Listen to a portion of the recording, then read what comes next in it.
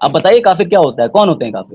انکار کرنے والا. کس چیز سے انکار کرنے والا؟ جو خدا کے احکام کا انکار کرے وہ کافر ہے. کون سے خدا کا؟ خدا کے احکام کا انکار کرنے والا قرآن کے اعتبار سے کافر ہے. قرآن میں ایک لفظ آیا ہے قد کفرنا بکم وبدا بیننا وبینکم العداوۃ والبغضاء. اس میں حضرت ابراہیم علیہ الصلوۃ والسلام کو یہ تعلیم دی گئی ہے کہ آپ ان لوگوں کو جو کہ اللہ تعالیٰ کی ہدایت کا انکار کر رہے ہیں ان سے یہ کہیں کہ بھائی میں نے تمہارا انکار کیا، یعنی میں تمہارا کافر تم ہمارے کافر. تو مان لیجئے آپ اگر مجھے یہ کہیں کہ بھائی میں ویدوں کو نہیں مانتا، ویدوں کے اعتبار سے آپ کافر ہیں، میں مان لوں گا ٹھیک ہے میں بالکل کافر ہوں. اگر آپ مکے کو مکیشور کہیں اور اس بات کا یقین رکھیں کہ وہاں شیو لنگ تھا تو آپ رکھیے ہمیں کیا اعتراض ہے. آپ کو میں مکہ کی تاریخ ضرور بتاتا چلوں. تاریخ میں ایک بہت بڑے پیغمبر گزرے ہیں جن کا نام ہے حضرت ابراہیم علیہ الصلوۃ والسلام. ان کے دو بیٹے تھے، ان میں سے ایک بیٹے کا نام حضرت اسماعیل تھا اور دوسرے بیٹے کا نام حضرت اسحاق تھا. حضرت ابراہیم نے اپنے بیٹے حضرت اسماعیل کے ساتھ مل کر مکہ میں کعبے کی تعمیر کی، اور اس لیے تعمیر کی تاکہ ان کی اولاد اس کی طرف رخ کر کے اللہ کی عبادت کریں. لیکن پھر ہوا یوں کہ جب کعبے کی تعمیر ہو گئی اور حضرت اسماعیل کی اولاد کعبے کی طرف رخ کر کے نماز پڑھنے لگی اور اللہ کی عبادت کرنے لگی